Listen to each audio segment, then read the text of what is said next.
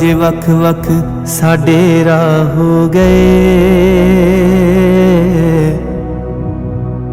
बच्चियां जै पाले सुपने सब तबाह हो गए।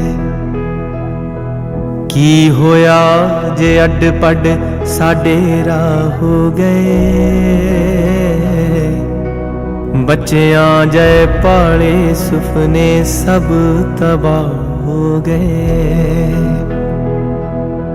ना मैं लिखियां ना तू लिखियां पाग दियां,